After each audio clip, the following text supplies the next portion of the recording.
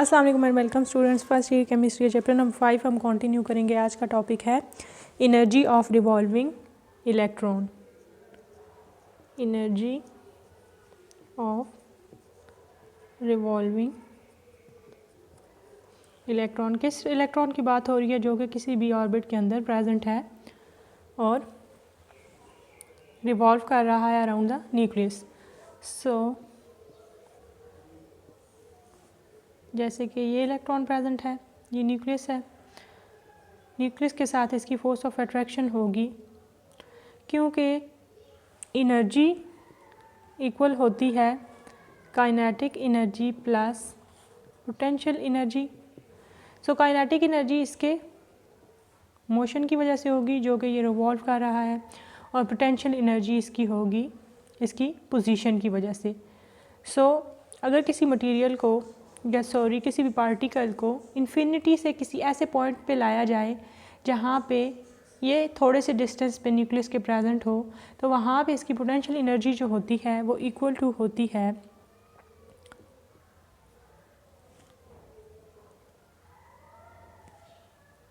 ZE² minus के साथ 4πε0r। इसको हम पहले एक एक्सप्रेशन को इंटीग्रेट करेंगे और हमारे पास जो फाइनल फॉर्म ये आएगी किस तरह से आएगी वो हम देखेंगे, और उसके बाद फर्दर देखेंगे कि टोटल एनर्जी जो है ऑफ रिवॉल्विंग इलेक्ट्रॉन उसको सम अप कैसे करना है और फर्दर सिंप्लीफाई किस तरह से करना है। तो ये एक्सप्रेशन हमारे पास किस तरह से आया पहले हम ये देख लेते हैं। अगर इसकी पोजीशन की बेस पे देखें तो यहाँ पे जो फोर्स लग रही है उसको हम फोर्स ऑफ अट्रैक्शन और कूलम्बिक फोर्स ऑफ अट्रैक्शन भी कह सकते हैं, जो कि हमने रेडियस फाइंड आउट करने के दौरान देखा था कि जो फोर्स थी वो इक्वल टू थी ZE², क्योंकि दो चार्जेस हैं, पॉजिटिव चार्ज नेगेटिव चार्ज, तो स्केयर आ गया था, और साथ ही 4πε0 परमिटिविटी कांस्टेंट है, ε0 r² जो है रेडियस है। ये जो एक्सप्रेशन था that was the force of attraction because of nucleus. तो इसको हम करेंगे फर्दर सॉल्व, इंटीग्रेट करेंगे between the limits of infinity and r। इस एक्सप्रेशन को ऐसे लिख लेंगे 4πε0 r², क्योंकि इसमें ZE² 4πε0 कांस्टेंट है, तो इसको हम लिख सकते हैं लाइक दिस 4πε0। इंटेग्रल हम लेंगे, जो बाकी टर्म्स बच जाएंगी, डेरिवेटिव ऑफ r/r²। इसको फर्दर सॉल्व करने के बाद हमारे पास क्या आ जाएगा, कॉन्स्टेंट्स जो हैं वो इसी फॉर्म में आ जाएंगे ZE² 4πε0, और इसको हम लिखेंगे -1/r की फॉर्म में।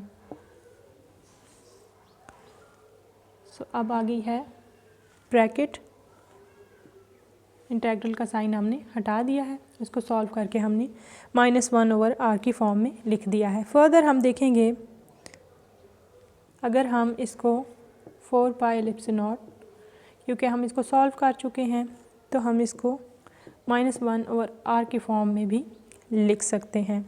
-1 इसके साथ मल्टीप्लाई हो जाएगा, तो ऊपर वाले एक्सप्रेशन के साथ -ZE² 4πε0 r आ जाएगा। चेंजेस क्या आए हैं?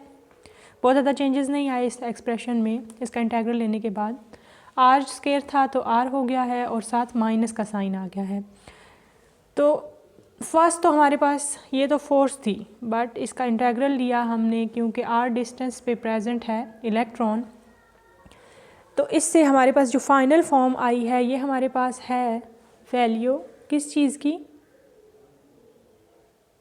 पोटेंशियल एनर्जी की।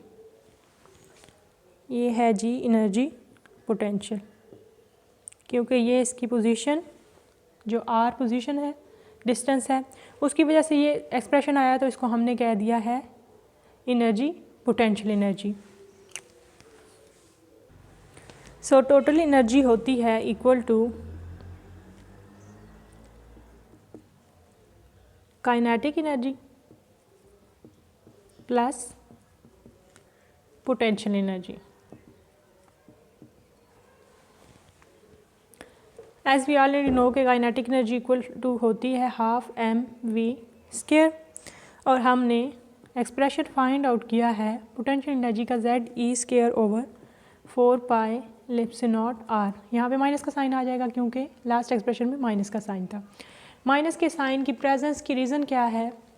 फॉर एग्ज़ाम्पल यहाँ पे न्यूक्लियस है, ये ऑर्बिट है, इलेक्ट्रॉन है। इलेक्ट्रॉन प्रेजेंट है इन्फिनिटी पे। इलेक्ट्रॉन को हमने एक पोजीशन पे लाना है जो कि यहाँ से प्रेजेंट है किस डिस्टेंस पे? r डिस्टेंस पे।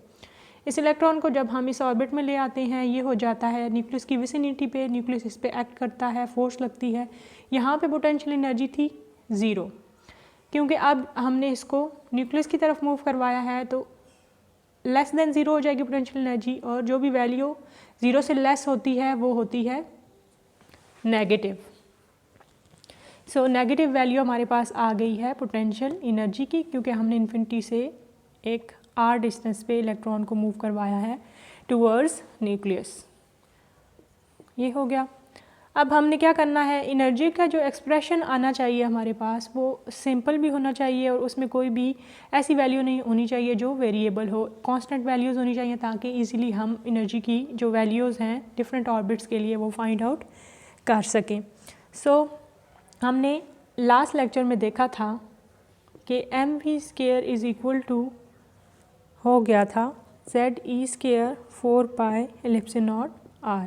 ये किस तरह से हुआ था आप लास्ट लेक्चर देख सकते हैं। हमने सेंट्रीफ्यूगल फोर्स को कूलम्बिक फोर्स के इक्वल किया था एंड देन हमने फर्दर इसको सिंप्लीफाई कर लिया था। अब mv² की ये अगर एक्सप्रेशन है तो यहाँ पे हम इसको रिप्लेस कर सकते हैं। तो अगर आ जाए हाफ mv² की जगह पे ZE²/4πε0r,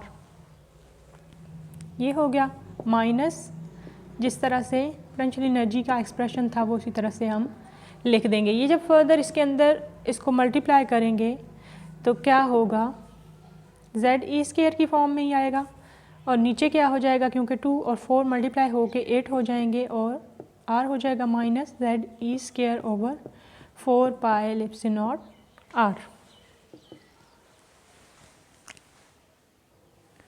सो जो हमने ये लास्ट एक्सप्रेशन लिखा है इसको ऊपर ले जाते हैं ताकि फ़र्दर सॉल्व करने में हमें आसानी हो।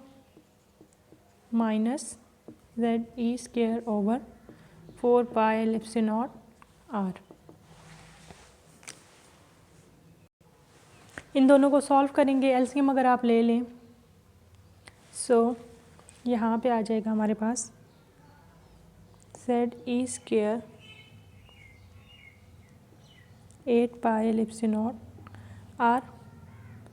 माइनस के साइन के साथ, क्योंकि ये जब 4 8 के साथ मल्टीप्लाई होगा तो 2 आ जाएगा, यहाँ पे 2 ZE², तो 2 माइनस वाले के साथ है तो इन दोनों को जब माइनस करेंगे तो हमारे पास आ जाएगा ZE²/8πε0r। अब अगर हम देखें इस एक्सप्रेशन को भी तो यहाँ पे भी हमारे पास एनर्जी की सारी जो टर्म्स हैं एक्सप्रेशन में वो कांस्टेंट नहीं है, क्योंकि r जो है वो वेरी करेगा। सो अब हमने r को सब्स्टिट्यूट करना है ताकि हमारे पास सारी जो वैल्यूज़ हैं वो कांस्टेंट आ जाएं। r के लिए हम क्या करेंगे, हमने लास्ट लेक्चर में देखा था r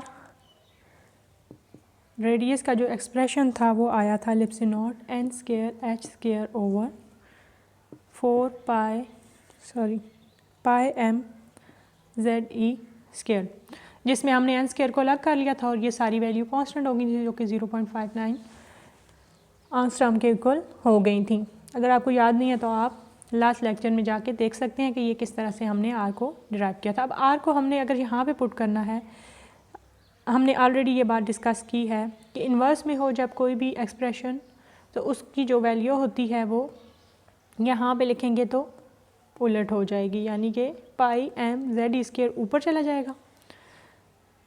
सो यहाँ पे हम लिखते हैं πm(ZE²) ऊपर जाएगा तो z का भी स्क्वायर हो जाना है, E4 हो जाना है और पाई एम की फॉर्म में रहेगा।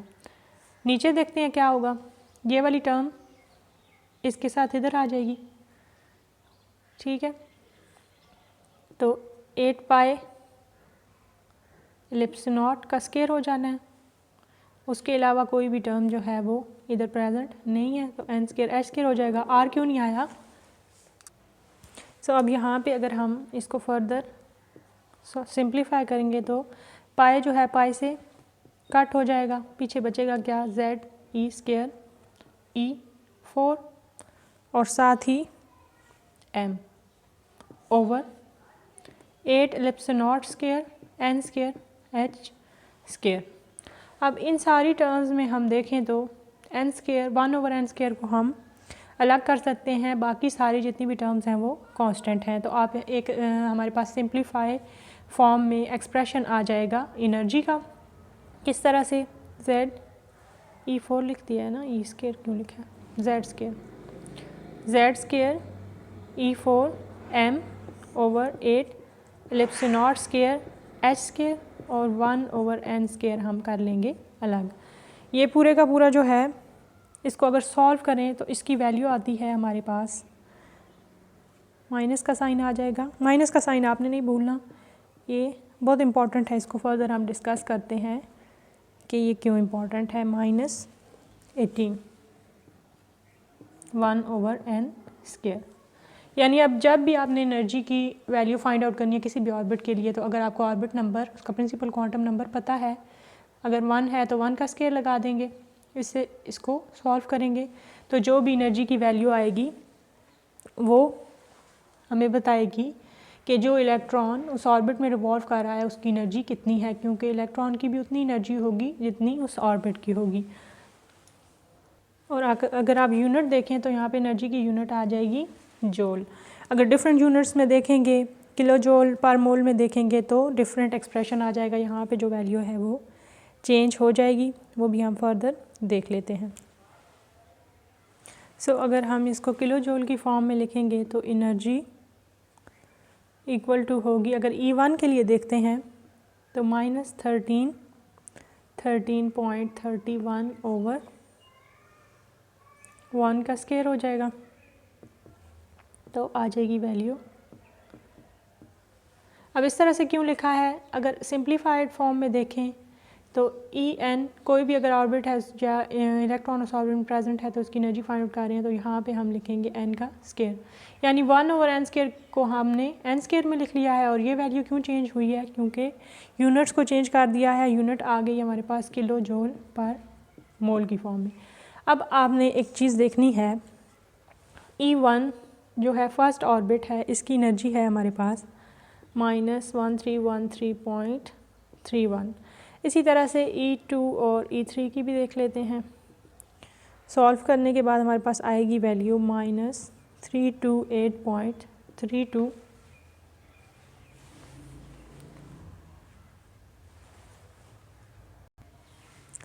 E3 की आ जाएगी -145.92 और सब की यूनिट क्या आएगी, किलो जोल पर मोल। अब एक और चीज़ इम्पॉर्टेंट जो नोट करने वाली है वो आपने ये देखनी है कि En इज़ इक्वल टू हमारे पास आया है माइनस, यहाँ पे कांस्टेंट की वैल्यू है ओवर n स्क्वायर। अगर हम डायरेक्टली इस चीज़ को समझने की कोशिश करें तो यहाँ से तो हमें यही पता चलता है कि ऑर्बिट नंबर जैसे जैसे बढ़ता जाएगा इसी तरह से एनर्जी जो है वो कम होती जाएगी, क्योंकि इन दोनों का इन्वर्स रिलेशन है। जैसे कि हमने रेडियस का देखा था कि रेडियस का आया था इज़ इक्वल टू यहाँ पे कांस्टेंट की वैल्यू और n स्क्वायर। यहाँ से हमें क्या पता चला था कि रेडियस जैसे जैसे बढ़ता जाएगा ऑर्बिट नंबर तो रेडियस बढ़ता जाएगा, यहाँ पे एनर्जी कम होती जाएगी। हालांकि प्रैक्टिकली ऐसा नहीं होता, जैसे जैसे हम न्यूक्लियस से दूर जाते हैं, हायर ऑर्बिटाल्स आते जाते हैं, तो एनर्जी जो है ऑर्बिटाल्स की हाई होती जाती है। इसको आपने बड़ा जो है ज़रा ध्यान लगा के समझना है कि ऐसा क्यों है। यहाँ पे तो इन्वर्स रिलेशन है, बट ये जो साइन है ना माइनस का, ये बड़ा इंपॉर्टेंट साइन है। ये माइनस का साइन किसी वैल्यू के साथ लगा हो तो वो वैल्यू जितनी बड़ी हो ये उसको उतना ही कम कर देता है। फॉर एग्ज़ाम्पल अब इन तीनों वैल्यूज़ में से आप देखें कि कौन सी वैल्यू बड़ी है। बेसिकली तो E1 की जो वैल्यू है वो बड़ी है, बट नेगेटिव साइन जब इसके साथ लग जाता है तो ये इसको कर देता है कम। तो जितनी वैल्यू बड़ी होगी नेगेटिव साइन के साथ वो इतनी छोटी होगी। अब 145.92 सबसे बड़ी है इन तीनों में बिकॉज इसके साथ नेगेटिव साइन है। नेगेटिव साइन में जो वैल्यू जितनी छोटी होती है वो इतनी बड़ी होती है। तो हमें इससे ये बात पता चली कि जैसे जैसे हम E3, E4, E5 यानी हायर ऑर्बिटल्स की तरफ मूव करते जाते हैं, ये ऑर्बिटल नंबर होता है 1 2 3, n इज इक्वल टू 1 2 3, तो हमारे पास जो एनर्जी है वो बढ़ती जाती है क्योंकि एनर्जी का जो हमने डिराइव किया एक्सप्रेशन उसमें नेगेटिव साइन है। अगर आपको कोई भी चीज़ समझ नहीं आई तो कमेंट सेक्शन में पूछ सकते हैं। इसके अलावा ये वीडियो अगर आप अभी तक देख रहे हैं तो ज़रूर आपका केमिस्ट्री के साथ कोई ना कोई लिंक या इंटरेस्ट होगा। सो चैनल को सब्सक्राइब कर लें ताकि आने वाली तमाम वीडियोस जो हैं वो आप देख सकें और बर वक्त देख सकें। बेल आइकन को क्लिक करें ताकि आने वाली तमाम वीडियोस की नोटिफिकेशंस बर वक्त आप तक पहुँचती रहें और तमाम केमिस्ट्री के इंटरेस्टिंग लेक्चर से आप टाइम पे फ़ायदा उठा सकें। Thanks for watching the video.